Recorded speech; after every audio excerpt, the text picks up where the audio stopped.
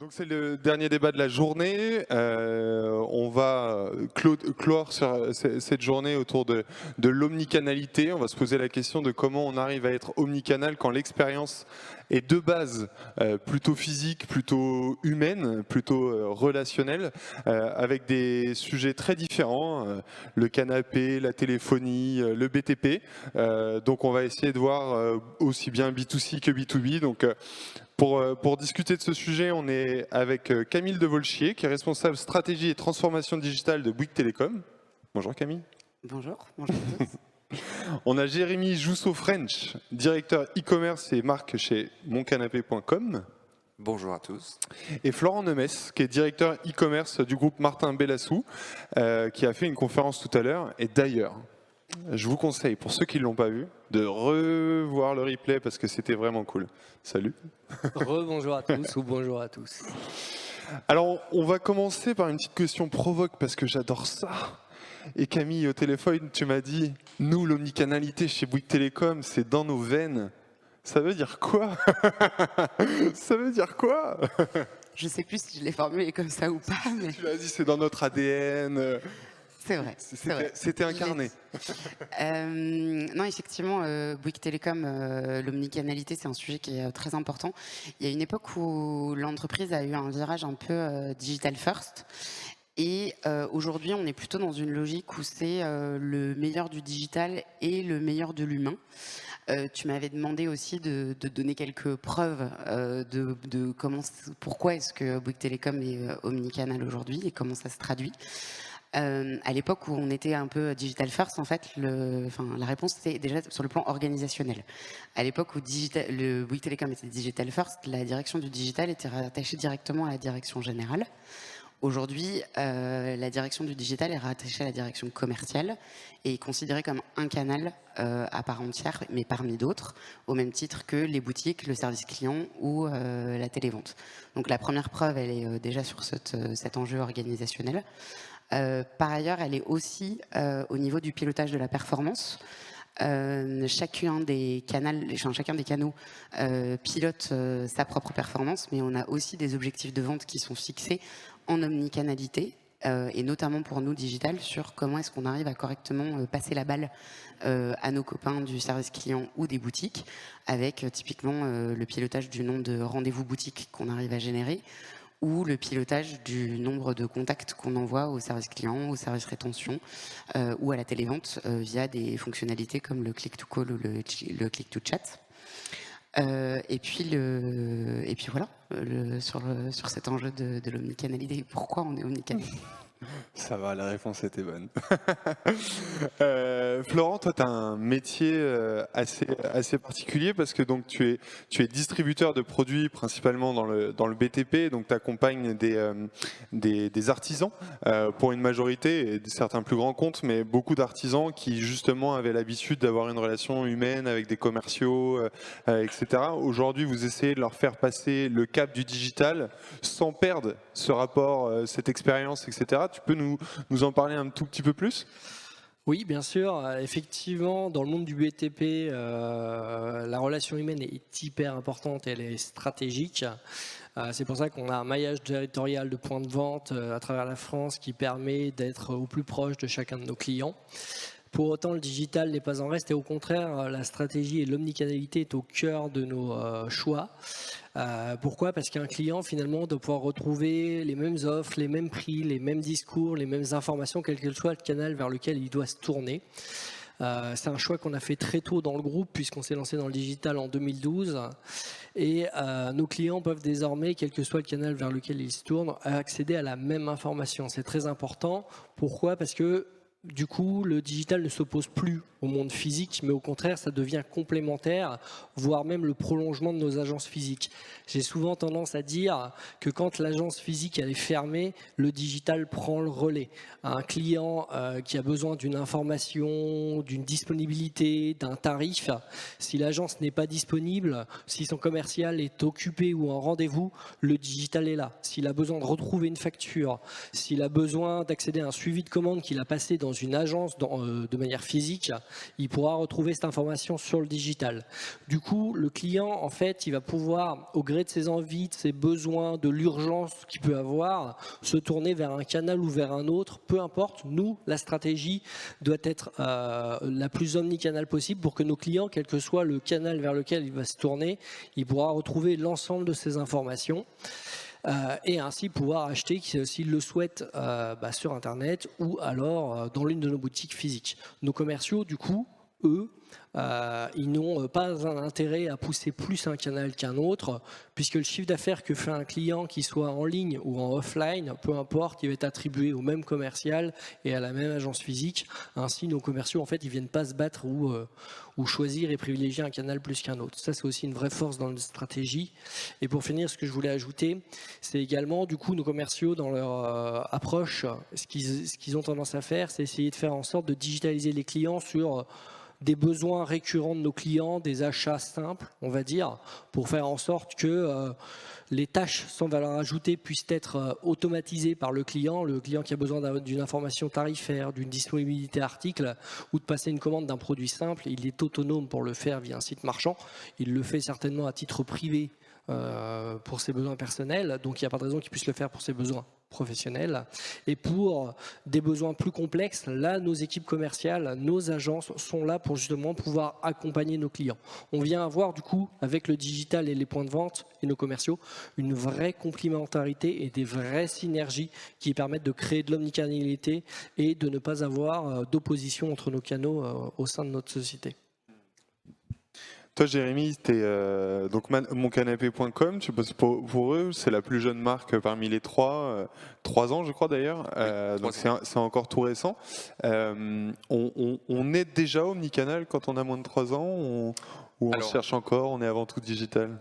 On est obligé d'être omnicanal dans ce secteur parce que le canapé, déjà dans un premier temps, ne se suffit pas à être uniquement sur un site de vente en ligne. Nous, on le voit depuis. Alors, nous, on a un ADN parce qu'on est moncanapé.com, mais notre maison mère, c'est Convertible Contemporain, qui est un groupe qui est. Alors, on n'en entend pas beaucoup parler, effectivement, mais on est un groupe qui a plus de 40 points de vente en France, en Suisse et en Italie.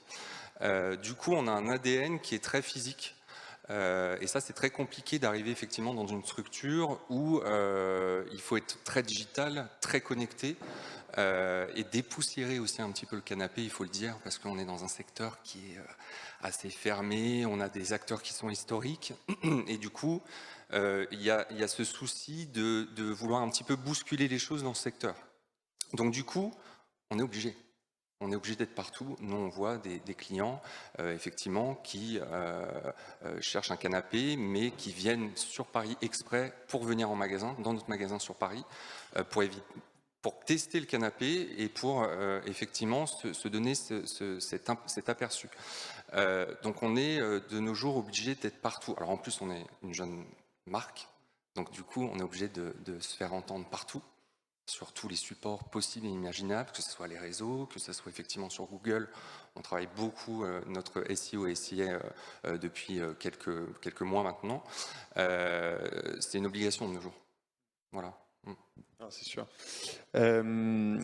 Florent, je voulais revenir sur un point. Tu parlais tout à l'heure justement de l'omnicanal, c'est aussi la personnalisation, parce que quand on a des artisans, des commerciaux, beaucoup de discussions, j'imagine aussi même sur des questions tarifaires, beaucoup de négociations. Comment on arrive à transformer cette relation avec le digital pour continuer à être dans la personnalisation, pour continuer finalement à s'adapter, mais tout en ayant ce rapport, ce média finalement entre les personnes. Alors, comme je le disais, on a une vraie chance, c'est qu'on a des clients professionnels, donc de l'achat récurrent. Ça, c'est une première chose, c'est très important. Je vais y revenir après. Le deuxième point, et ça fait écho à ce qu'on disait en introduction, On est dans un domaine où effectivement la relation est très forte. Du coup, nos commerciaux ont une relation privilégiée et particulière avec nos clients. Donc ça nous permet d'avoir 2 points de force. Lesquels? Le premier, c'est que la récurrence d'achat nous permet de capitaliser sur une data riche, issue à la fois des achats de nos clients, que ce soit dans un point de vente physique ou sur Internet, d'avoir également et de capitaliser sur les parcours clients en ligne, qui nous permet de venir enrichir encore plus les données et les comportements de nos clients sur le web, et enfin de tous les échanges qu'ont nos commerciaux au quotidien par téléphone ou lors des visites commerciales avec ces clients, pour pouvoir venir agrémenter encore une fois notre donnée et pouvoir avoir un maximum d'informations sur ces clients, leurs préférences, les marques préférées, etc. Et grâce à tout ça, on va être capable de pouvoir personnaliser l'expérience de nos clients. Comment? Par de l'emailing, par exemple, quand on adresse un message, on va être capable de cibler finement le bon interlocuteur en fonction de la promotion ou de l'offre commerciale qu'on va pouvoir pousser. Également par SMS, et on le voit dans nos résultats de taux d'ouverture de mail, de taux de clic et de taux de conversion derrière. C'est assez impressionnant et ça permet de vraiment obtenir de bons résultats grâce à cette personnalisation. Tout comme sur le site internet, dès qu'un artisan se connecte à sa propre interface, automatiquement on va le reconnaître, et via toute cette donnée, on va être capable de personnaliser son expérience sur le site, de lui pousser des promotions et des bannières commerciales plutôt liées à son domaine d'activité. Un électricien, on ne lui enverra pas la même offre qu'à un plombier, par exemple. Et on va pouvoir aussi, directement dans une liste de produits, dans un catalogue, articles sur le site, pouvoir aussi trier les résultats de produits différemment en fonction d'un client ou d'un autre. Si je prends pour exemple encore une fois mon électricien, on a des électriciens, ils sont très appétents à une marque ou à une autre. Donc forcément, on va être capable, à la connexion sur le site, de dire ce client-là, il est appétent à la marque A, donc on va lui proposer plutôt la marque A en priorité, versus un second qui va être plutôt appétent à une marque B et lui proposer la marque B. Ainsi, on personnalise vraiment l'expérience jusqu'au bout pour que le client se sente compris, écouté et qu'il puisse retrouver facilement et rapidement les bons produits qui correspondent à ses besoins. Camille, toi, contrairement par exemple à Florent qui retrouve finalement les mêmes clients du physique au digital, j'imagine que les clients de la boutique Bouygues Télécom et les clients du site Bouygues Télécom ne sont pas tout à fait les mêmes, parce que vous parlez à peu près à 100% de la population, quoi, de 10-12 ans à 90, j'imagine. Comment tu arrives à créer une omnicanalité, à avoir finalement une cohérence par rapport à la cible qui vient te chercher, qui n'ont pas les mêmes besoins, j'imagine? Déjà sur la partie offre, aujourd'hui la seule offre qui soit spécifique, on va dire au digital, et qui soit pas disponible dans les autres canaux de distribution de Bouygues Télécom, c'est l'offre BNU, donc comme tous les opérateurs, notre offre sans engagement. En revanche, toutes les autres offres, elles sont disponibles de la même manière dans tous les canaux. Et d'ailleurs, dans notre manière d'animer le plan d'action commercial, il y a des équipes dites omnicanalité, du coup, qui pilotent cette cohérence en 360. L'objectif, c'est que le client soit en capacité de retrouver la même offre dans tous les canaux de manière homogène. C'est ce qui garantit aussi une forme de cohérence dans les messages qu'on va pouvoir distribuer, et qui évite aux clients l'effort de recherche. C'est-à-dire ça instaure aussi une forme de confiance, de se dire qu'il y a cette cohérence en 360 dans tous les points de contact. Et d'ailleurs, quand on s'est essayé au sujet du live shopping chez Bouygues Télécom, qui est évidemment assez spécifique au digital, on s'est dit comment est-ce qu'on résout cette question de l'omnicanalité, puisque dans les facteurs clés de succès du live shopping, il y a aussi la question de comment est-ce que j'arrive à proposer une offre spécifique, mais du coup si je fais du spécifique, je suis plus complètement omnicanal. Et au final, effectivement, la manière dont on a résolu la question, c'est que d'abord il y avait un vendeur Bouygues Télécom qui a animé pour partie nos live shopping, qui permet de ramener, on va dire, l'ADN de la boutique dans le digital, et puis de capitaliser sur l'aspect humain pour en revenir à l'omnicanal. Et spécifiquement sur la partie offre, les temps forts qui sont disponibles en boutique étaient pitchés, racontés, éditorialisés, on va dire, dans le cadre du live shopping. Et les offres dites exclusives au live shopping, en réalité, elles étaient également disponibles en boutique, de telle sorte qu'un client qui voit une offre dans le cadre du live shopping puisse malgré tout en bénéficier dans l'intégralité des points de contact, y compris donc boutique, service client, etc. Mais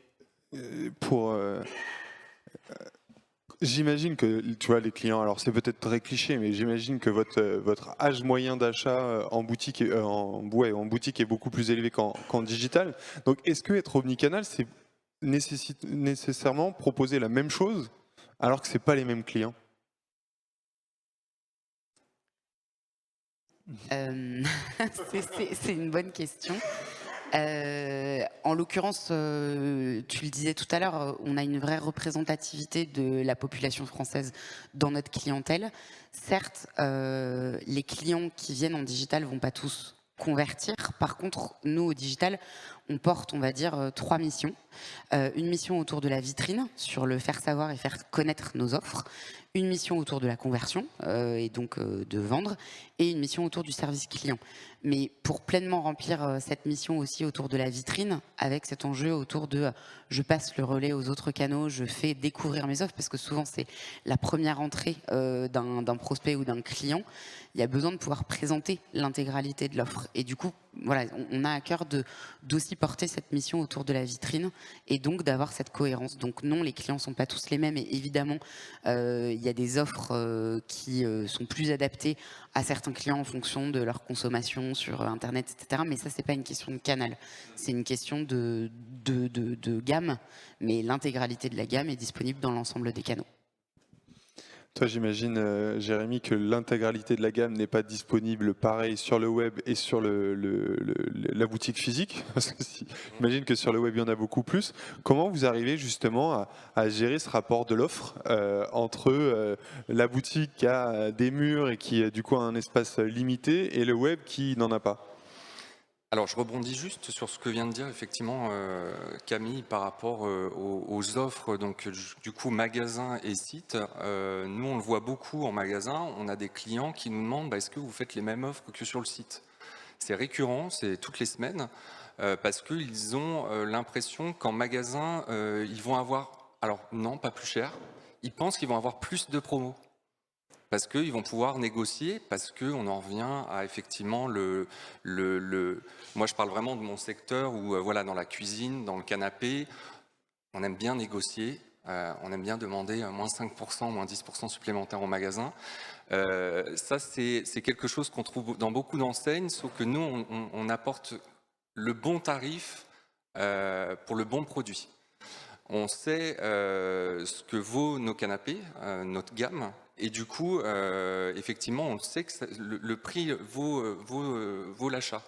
Donc du coup, on leur explique, on leur dit, voilà, il faut de l'argumentaire, effectivement, leur spécifier que voilà, c'est de la confection italienne, c'est de la confection artisanale, que par rapport à d'autres acteurs, on ne dénigre pas nos confrères, bien évidemment, mais parce qu'ils ont cette mauvaise habitude. Donc c'est effectivement important d'avoir les mêmes offres. Alors que ce soit les mêmes offres produits, prix, comme service. Nous, on travaille effectivement notre paiement fractionné avec notre partenaire Floa.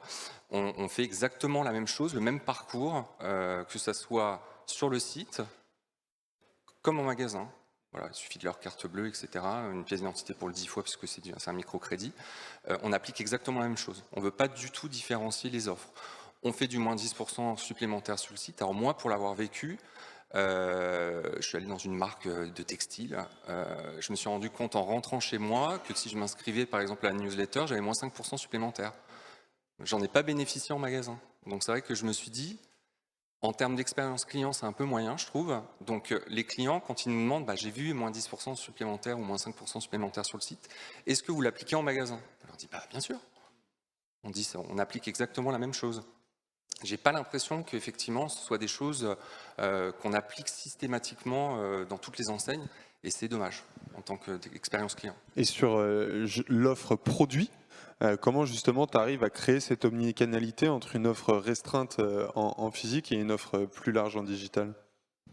Alors, dans le magasin, on essaye effectivement d'avoir 90% de la gamme de nos canapés, quand même, ouais, parce qu'on essaye on estime que c'est important. On s'est rendu compte effectivement qu'un client qui ne retrouvait pas un modèle en magasin avait plus de mal, on le vendait moins.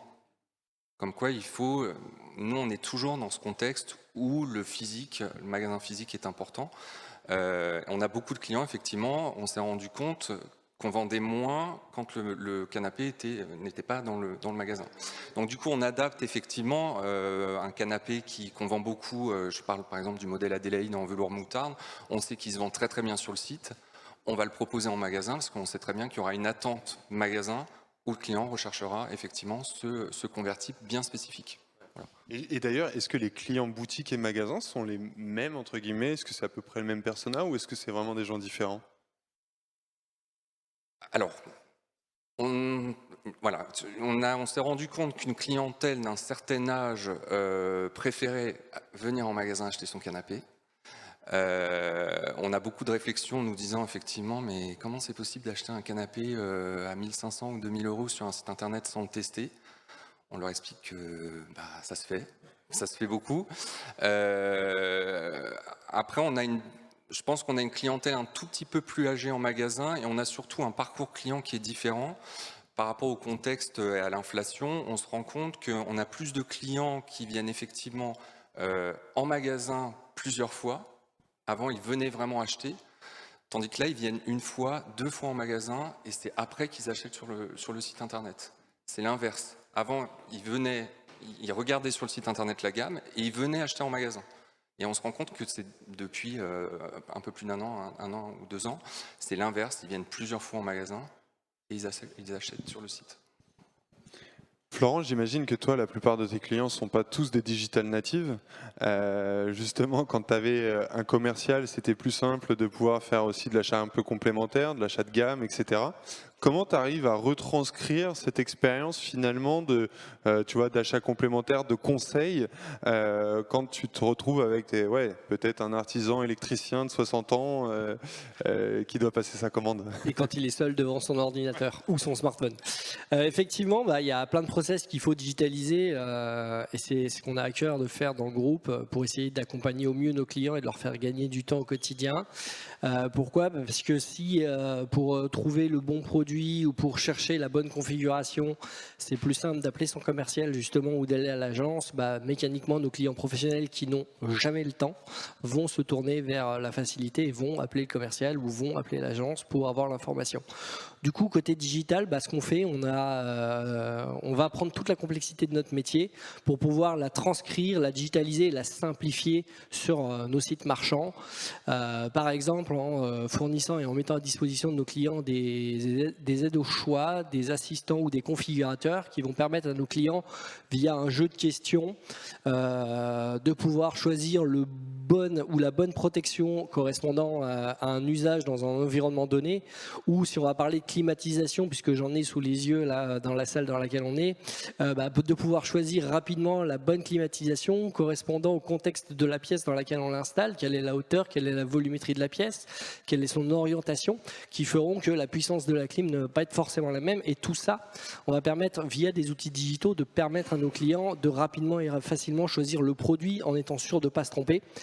Et on va aller plus loin, on va aussi faire en sorte de proposer des accessoires et des produits complémentaires pour s'assurer qu'il n'achète pas juste la climatisation, mais qu'il achète aussi tous les accessoires complémentaires pour venir l'installer et que quand il est sur le chantier, il n'a rien oublié. Et donc là, vraiment, on essaye aussi de faire ce qu'on disait tout à l'heure dans une autre conférence, de la vente associée de produits.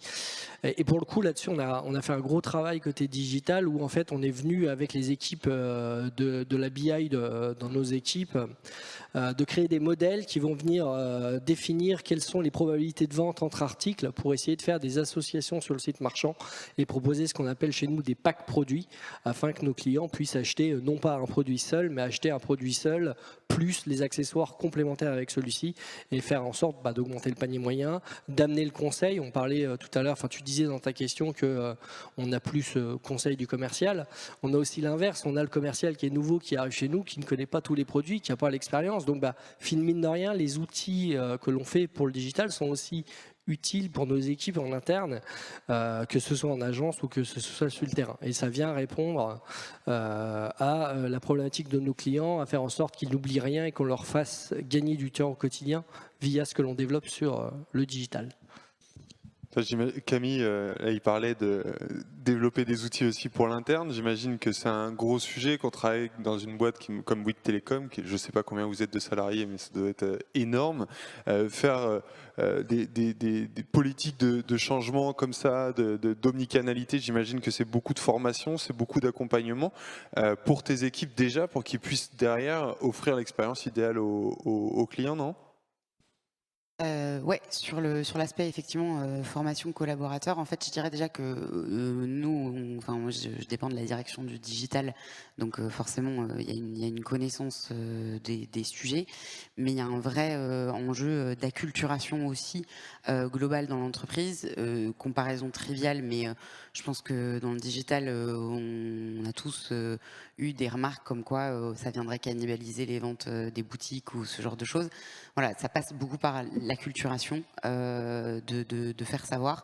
Je reviens à ce que je disais tout à l'heure, mais autour de la mission de vitrine aussi et de jouer collectif avec les autres canaux. On est aussi un apporteur de trafic dans les autres entités. Donc oui, c'est un sujet clé. Et justement, quand tu parles d'apporteur de trafic, comment vous arrivez à mesurer cet apport de trafic qui est toujours difficile finalement entre quelqu'un qui aurait vu une pub, qui serait venu sur votre site et qui va finalement acheter son abonnement en magasin? Comment vous arrivez à le monitorer? Est-ce que vous avez des moyens aujourd'hui? Ouais, sur l'aspect effectivement pilotage, c'est ce que je te dis en introduction, on pilote effectivement ce qu'on appelle un last forecast sur l'omnicanalité. Et du coup, là-dessus, on regarde effectivement combien de rendez-vous en boutique ont été générés depuis le site internet, puisqu'il y a cette fonctionnalité-là qui existe. Il y a également la possibilité, la fonctionnalité du click to call ou du click to chat qui nous permet d'envoyer des leads qualifiés à nos équipes de la télévente ou à nos équipes du service client pour le click to chat. Donc ça, effectivement, on arrive à piloter dans le temps. Et puis en plus de ça, on a une CDP qui nous permet de regarder le trafic sur notre site. Typiquement, si on est sur des enjeux de fidélisation et qu'on constate qu'il y a un client qui consulte assidûment la page résiliation ou la page déménagement, c'est des informations qu'on va pouvoir envoyer à notre cellule de rétention afin de faire en sorte de pouvoir proposer des choses à ce client pour le retenir ou l'accompagner dans son acte de déménagement. Pour ça, il faut qu'il soit connecté à son compte. Évidemment. Ouais.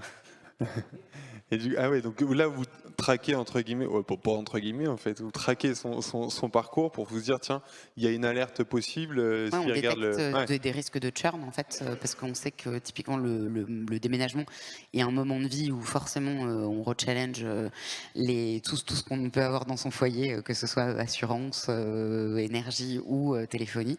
Et du coup effectivement c'est des moments de vie dans lesquels on sait qu'il faut qu'on soit particulièrement vigilant dans l'accompagnement de nos clients.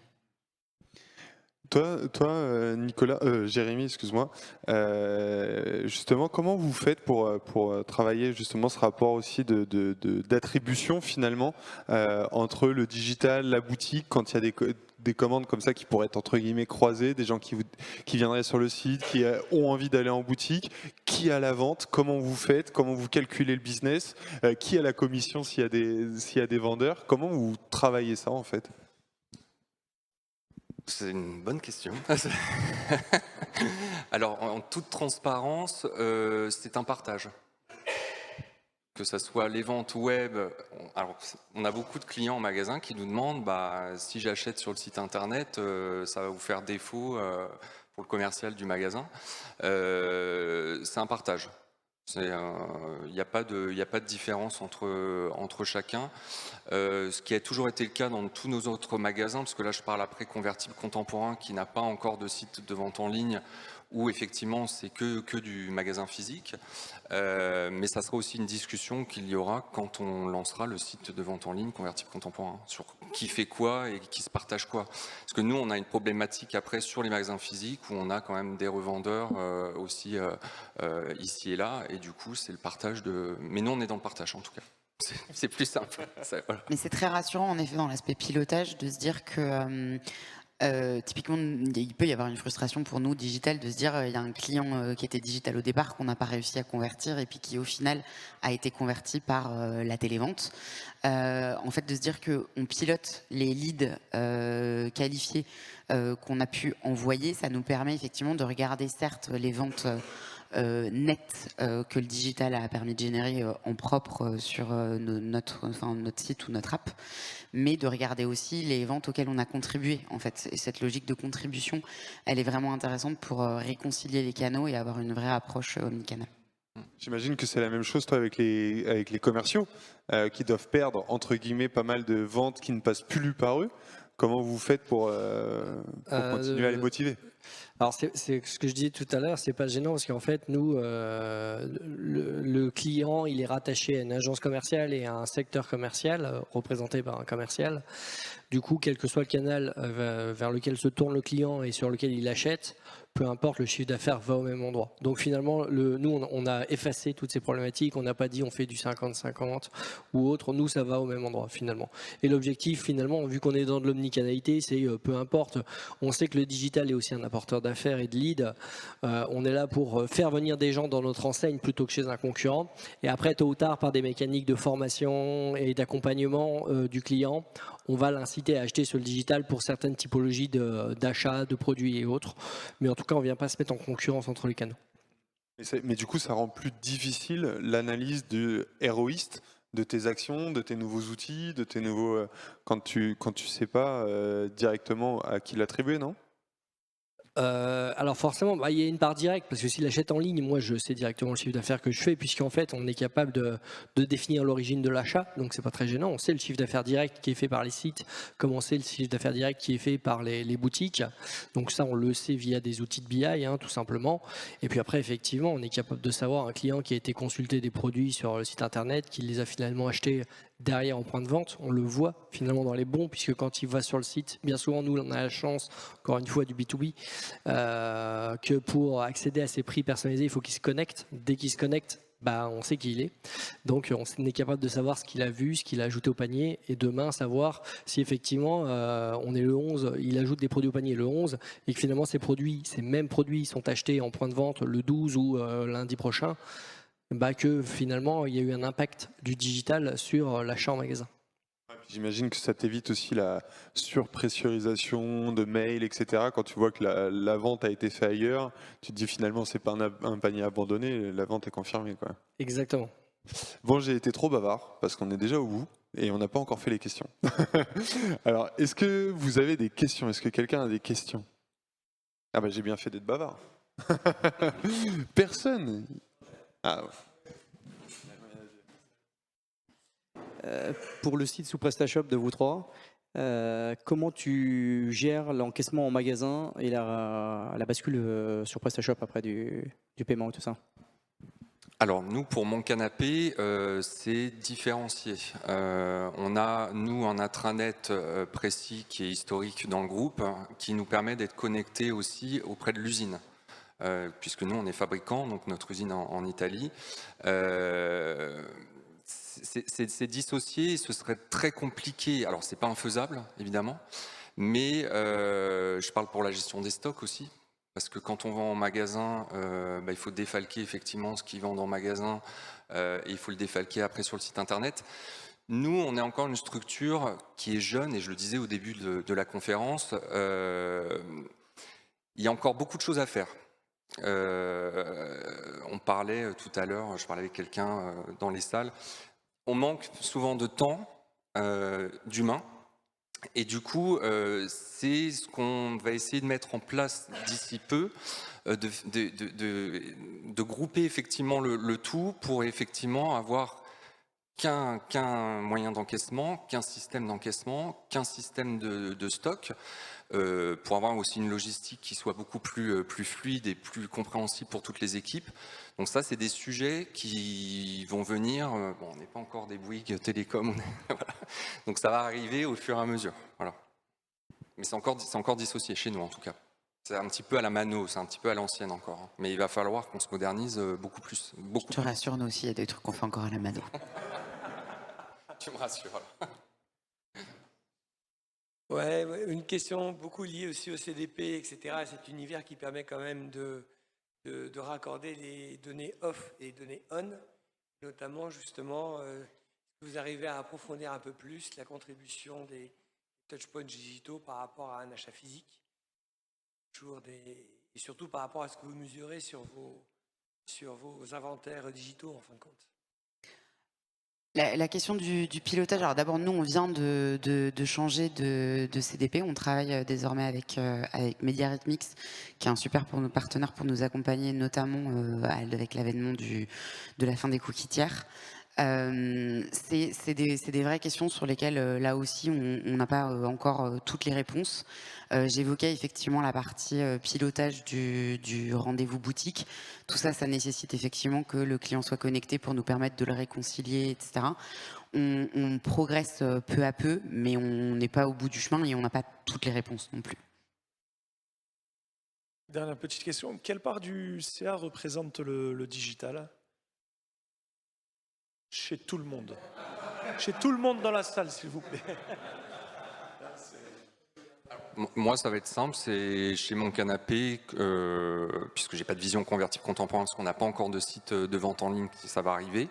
Chez Mon Canapé, on est sur du 60 sites et on est encore 40% magasin, quand même. Hein. Et on aimerait faire plus site internet. Hein. Là, on est en train d'accélérer vraiment très fortement sur le digital et sur le référencement, parce qu'on aimerait faire plus voilà, du 70 sites et 30% magasins. On aimerait gagner 10 points. Ouais. Pour moi, c'est assez difficile de répondre à la question parce qu'effectivement, du BNU, c'est 100% digital. Entre le mobile et la distribution d'offres de mobile ou d'offres de téléphonie fixe, là encore, on n'est pas du tout sur les mêmes enjeux. La téléphonie mobile, c'est un peu plus facile quand le fixe, il s'agit quand même d'installer de la fibre chez un client. Souvent, les clients démarrent en digital, mais finissent avec la télévente, et c'est là où l'omnicanalité, elle est clé sur un business comme le nôtre.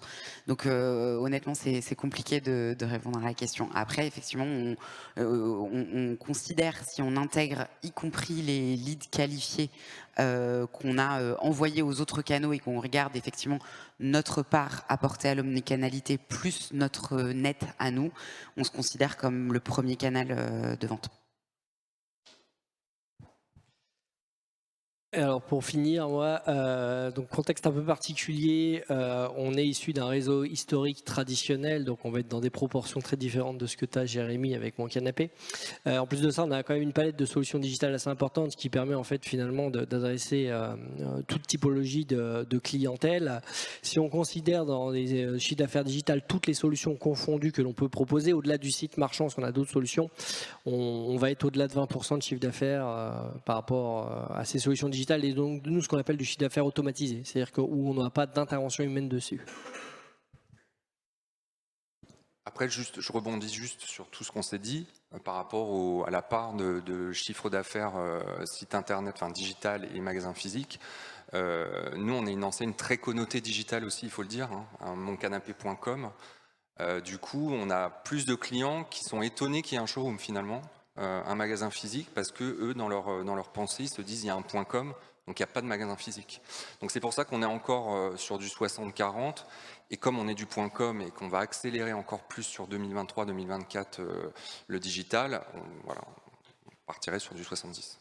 Je voulais remettre un contexte. Alors, j'ai peut-être encore deux questions, si vous permettez. D'abord, rapidement, l'utilisation des canaux conversationnels, notamment WhatsApp. Est-ce que ça entrera un jour dans votre roadmap? Et la deuxième question, qui est un peu plus compliquée, c'est d'ici 3 ans, comment vous voyez le truc en termes d'omnicanalité sur vos business respectifs? Alors moi, je prends la question. Vous avez 4 heures. Déjà sur WhatsApp, pour l'instant, c'est pas dans la roadmap à proprement parler. Ça fait partie des sujets qu'on surveille, qu'on étudie et sur lesquels on se pose des questions, notamment sur la partie bot. Voilà, c'est pas tranché, mais c'est des sujets qu'on continue de regarder. Alors pour ma part, WhatsApp, donc ça n'est pas un outil qu'on a malheureusement à l'heure actuelle. Toutefois, on est en train de challenger notre outil de service client, parce que justement, on a un chat, mais qui ne permet pas d'avoir du WhatsApp ou du Messenger, et donc ça fait partie des prérequis du futur outil que l'on déploiera cette année, donc c'est des vrais enjeux pour nous. Et nous, on est en plein dedans, dans le sens où on a commencé avec l'app, on a travaillé avec une app WhatsApp qu'on a complètement arrêtée. On a préféré partir sur vraiment le chat en ligne, parce qu'on s'est rendu compte que WhatsApp, alors c'est pas péjoratif ce que je vais dire, mais on a quand même des clients sur le site internet qui sont d'un certain âge et qui n'ont pas ce réflexe WhatsApp. Donc du coup, on s'est rendu compte que le chat en ligne était un bon moyen de convertir et surtout de renseigner par rapport au téléphone. Après, sur les réseaux, évidemment, on est plutôt connecté, il y a encore du travail à faire. Instagram, on est connecté, on tag effectivement tous nos produits. TikTok, on s'y met parce que c'est une obligation pour une marque digitale et il faut vraiment y être. Voilà, après LinkedIn, etc. Mais ouais. C'est l'heure d'aller boire du champagne. C'est l'heure de se retrouver, de trinquer, de boire du champagne, de discuter, de faire des deals, de tout ce que vous voulez. Juste à côté, là où vous avez déjeuné ce midi. Champagne, petit four, on va être bien. Merci beaucoup. Merci à tous pour cette journée. Merci à vous. Et j'espère à la prochaine, l'année prochaine.